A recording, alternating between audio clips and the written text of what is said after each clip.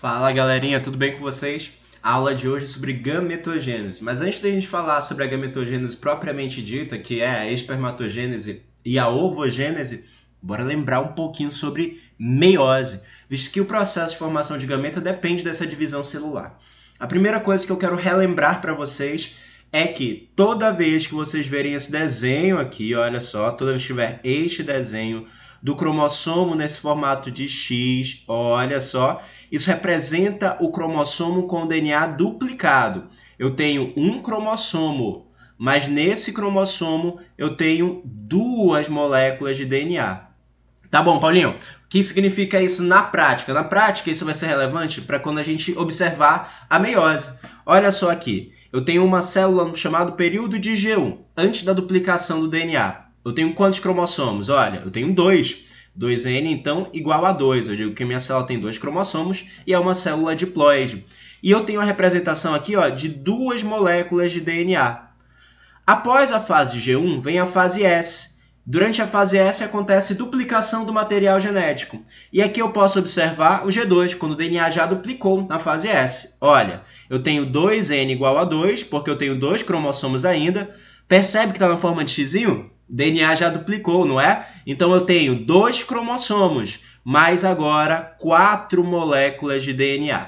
Ok. O processo da gametogênese é baseado na meiose, e existe a meiose 1 e a meiose 2. Sendo que a meiose 1, caracteristicamente, ela é uma divisão reducional, enquanto que a meiose 2 é uma divisão caracteristicamente equacional. Por que, Paulo? Explica para mim isso. Claro que eu explico. Observa só na imagem. Meiose 1, a célula aqui apresentava 2N igual a 2, 2 cromossomos, certo?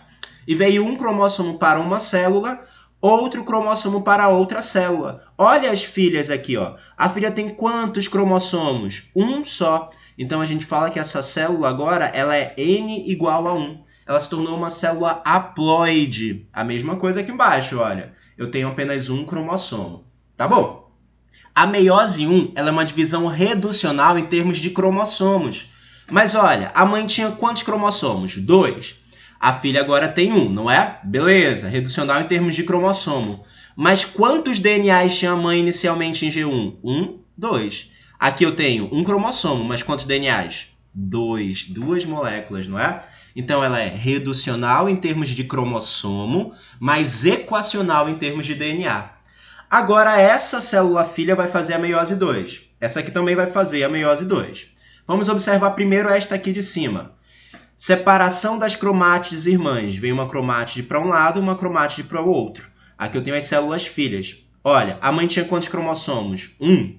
Aqui a filha tem quantos cromossomos? 1 também. A meiose 2 ela é equacional em termos de cromossomos. Um cromossomo. Haploide, haploide. Só que a mãe tinha quantos DNAs? 2 moléculas de DNA. E a filha aqui tem quantos? Uma molécula de DNA. Uma molécula. A meiose 2 ela é equacional em termos de cromossomos, mas ela é reducional em termos de DNA. Tranquilo? Lembrou disso? A gente já teve essa aula, né? Eu botei aqui então, se quiser bater um print dessa tela, né? A meiose é um processo de divisão relacionado à formação de gametas.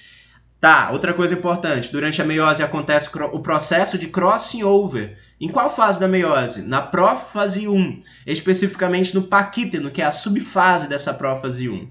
E a explicaçãozinha aqui também, né? A meiose 1 ela é o quê? Reducional, mas em termos de cromossomos. Em termos de DNA, ela é equacional. Já a meiose 2, ela é equacional em termos de cromossomo, mas o DNA nesse processo diminui. No geral, a gente considera a avaliação a partir de quem? 2 cromossomos. Mas se a pergunta da prova envolver DNA, tu tem que estar ligado. Vamos agora para o processo da gametogênese propriamente dita. No caso dos homens, a gametogênese vai se chamar espermatogênese. Só que olha só, a espermatogênese ela não forma espermatozoide. A espermatogênese ela forma as chamadas espermátides. Isso também é pegadinha de prova. Depois da espermatogênese, acontece uma outra fase chamada de espermiogênese, que é onde vai haver a diferenciação. Na espermiogênese é que eu tenho as espermátides se tornando espermatozoides. O processo de formação de gametas dos meninos, dos homens, ele começa a partir do entorno de 7 aos 9 anos de idade. Ou seja, a espermatogênese masculina se inicia durante a puberdade. É diferente da mulher, como a gente vai ver. A gente aprendendo dos homens, das mulheres fica mais fácil, tá bom? As mulheres elas têm um processo um pouco diferente, visto que a divisão delas é dividida em um momento embrionário e uma vida já da puberdade. Então, o momento da concentração agora é dos homens, né? A espermatogênese masculina acontece, então, durante a puberdade e ela vai acontecer dentro dos testículos, em estruturas chamadas de túbulos seminíferos. Vamos lá. Lá nesses túbulos seminíferos, eu vou ter uma célula chamada de célula germinativa. Olha que legal! A célula germinativa é uma célula que começa a realizar mitose, que é uma divisão caracteristicamente equacional, e origina através de mitose duas células filhas com o mesmo número de cromossomos. A célula germinativa ela é diploide, e ela forma essas células filhas aqui também diploides. Essas células filhas vindas do processo de mitose da célula germinativa são chamadas de espermatogônias. Beleza. Essa espermatogônia pode fazer mitose, originando espermatogônia de segunda ordem, que a espermatogônia de segunda ordem pode fazer mitose, originando espermatogônia de terceira ordem, e por aí segue. Eu tenho várias espermatogônias de N ordens. Uma hora, a espermatogônia começa a crescer. Então, vou pegar essa espermatogônia aqui, olha só ela bonitinha aqui, ó. Vou pegar ela aqui. Essa espermatogônia começa a crescer e essa fase é chamada de fase de crescimento. E a espermatogônia se torna um espermatócito 1. Gente, nesse período não tem divisão nenhuma, é apenas crescimento. Não à toa que é chamado de período de crescimento. Agora, olha só o que vai acontecer. Espermatócito 1 faz a meiose 1, que é uma divisão reducional. Então, o espermatócito 1 ele é diploide e origina duas células filhas, olha só, haploides. Então, quando o espermatócito 1 faz a meiose 1, ele origina duas células filhas haploides, chamadas de espermatócitos 2.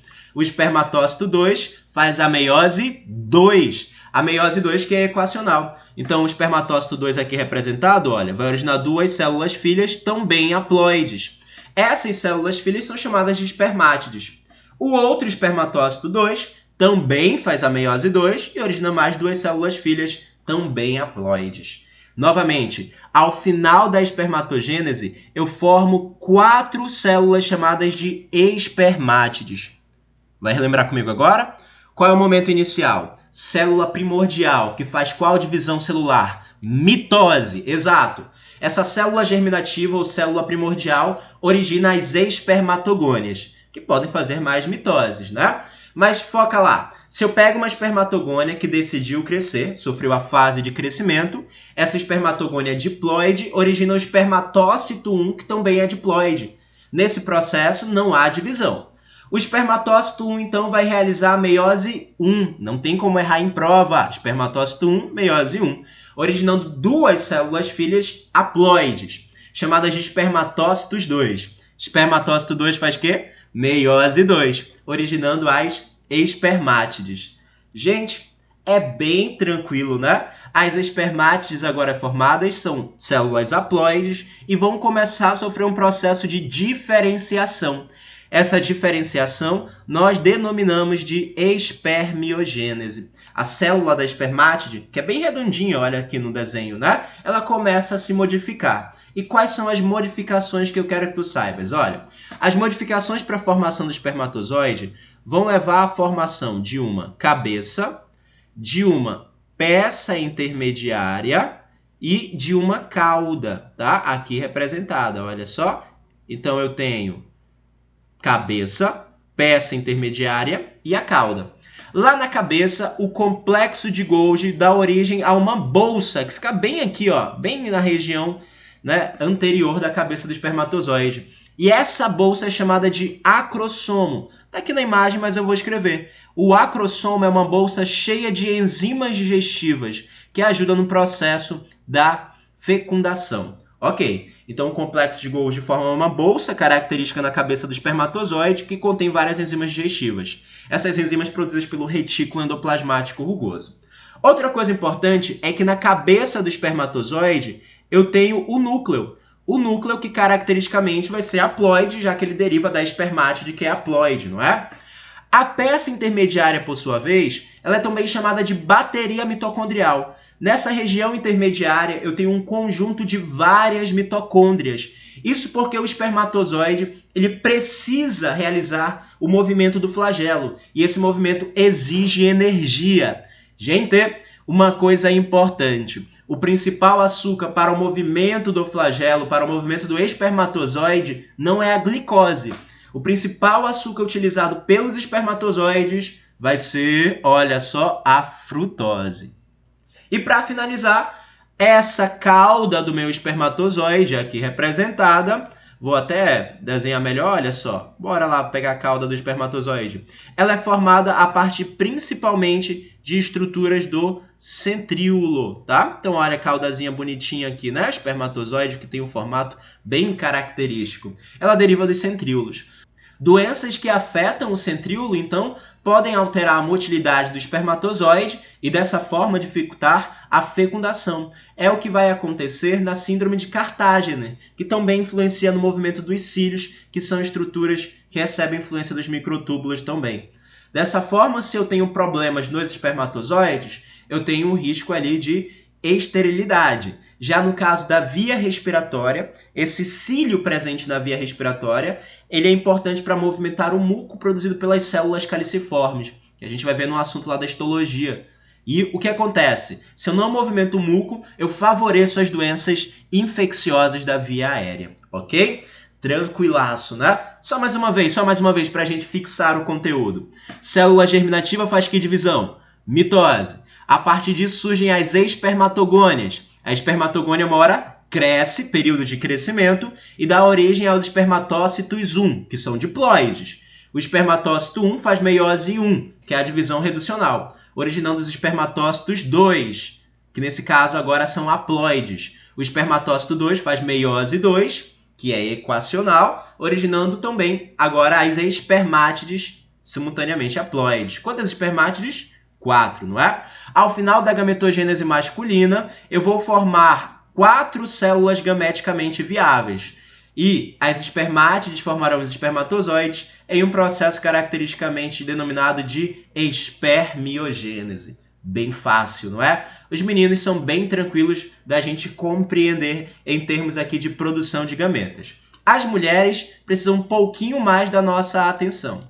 Vamos agora observar o processo da gametogênese feminina. Olha, a mulher ela não começa a produzir gameta a partir da puberdade. Ela inicia a formação dos seus gametas na vida embrionária.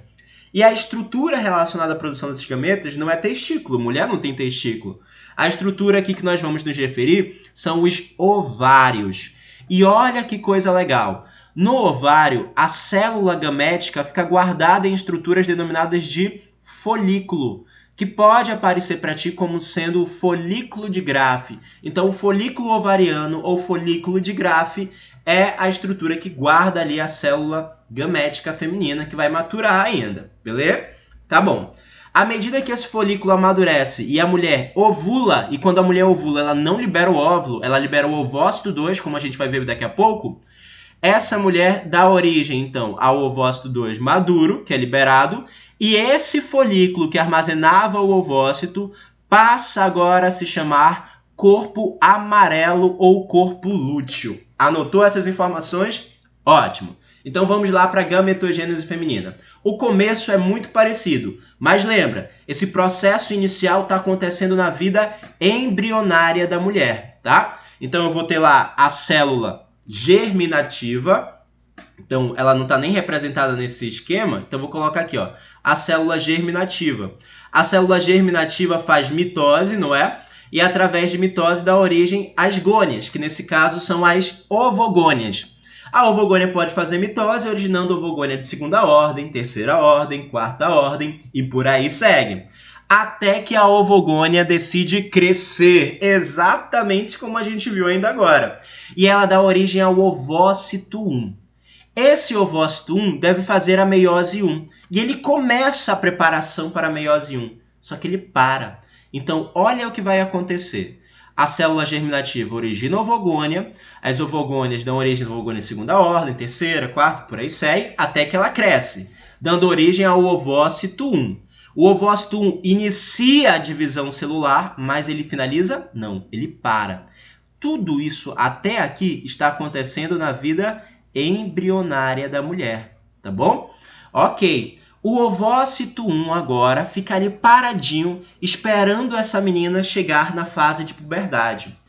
A cada ciclo menstrual agora, um ovócito 1 vai ser escolhido e vai seguir para fazer a meiose 1, para finalizar essa meiose 1.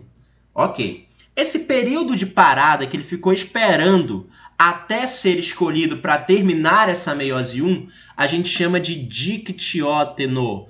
Tá? Então, o dictióteno é a parada da divisão. Chegou na puberdade, eu vou dar continuidade. Eu pego um ovócito 1 e escolho esse ovócito 1 para seguir. O ovócito 1, então, realiza a meiose 1 e dá origem ao ovócito 2. Olha ele grandão aqui, o ovócito 2 grandão, bonito, né? E a outra célula é chamada de primeiro glóbulo ou primeiro corpúsculo polar.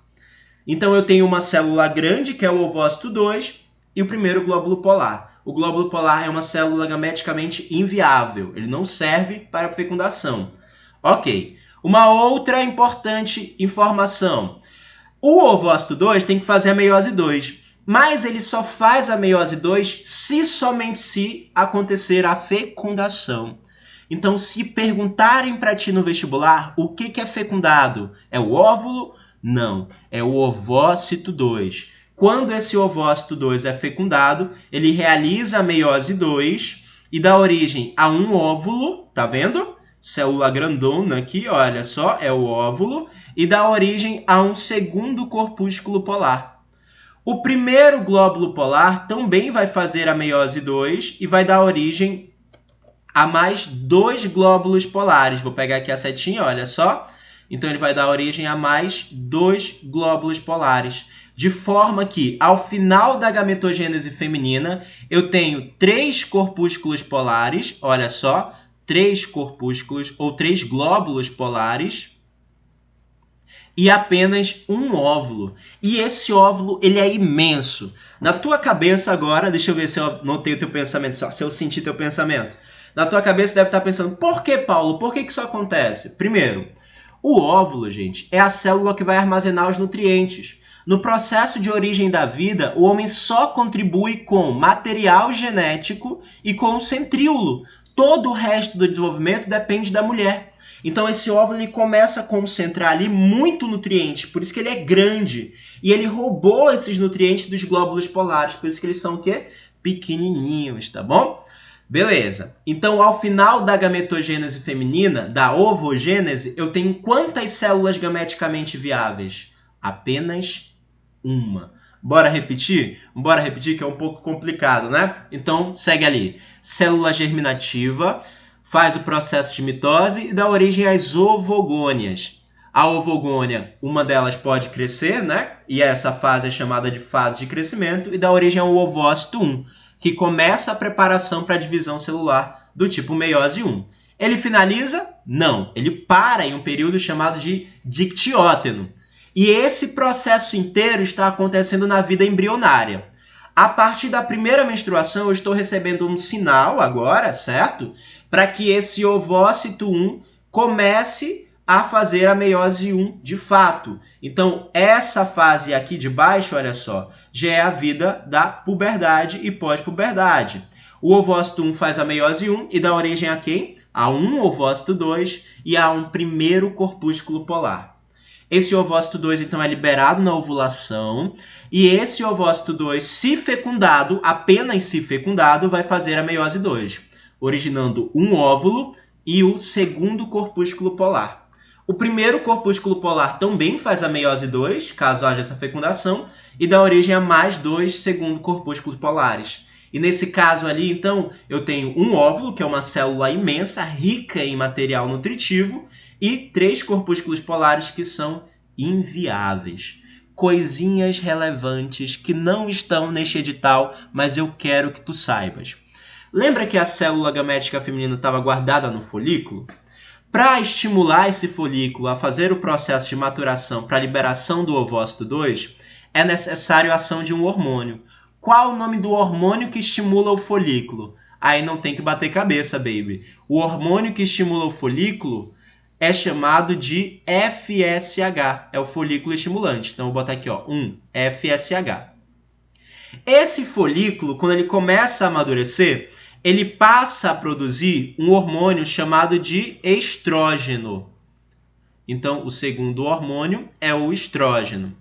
Beleza. Vai chegar um dia em que a mulher vai começar a ovular. É o 14º dia do ciclo de 28 de um ciclo menstrual. E nesse dia eu vou ter um pico de um hormônio chamado de luteinizante, que é o LH.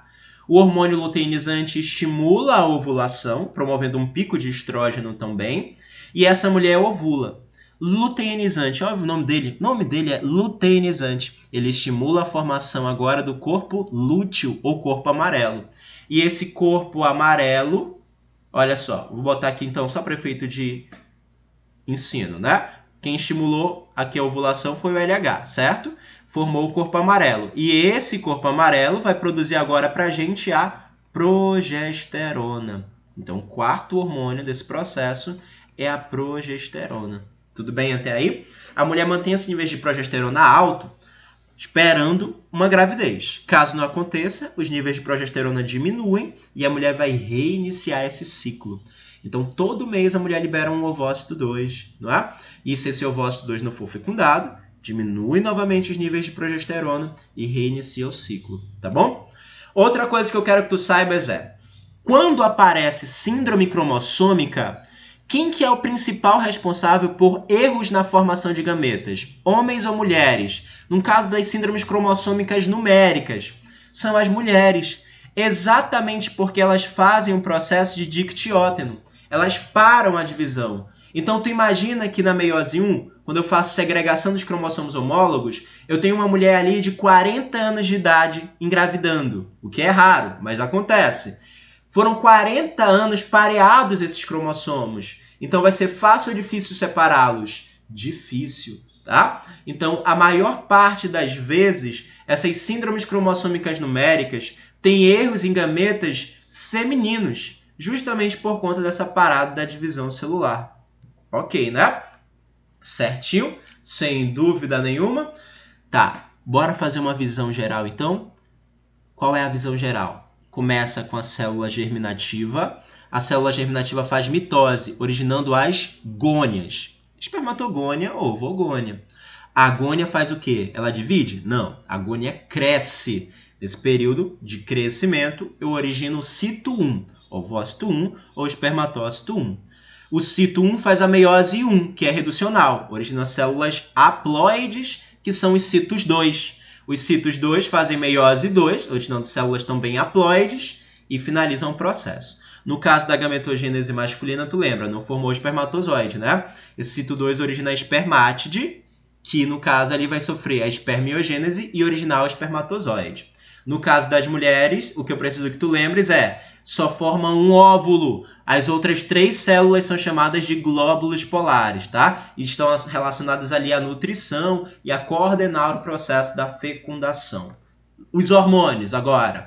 FSH estimula o folículo, o nome dele é folículo estimulante.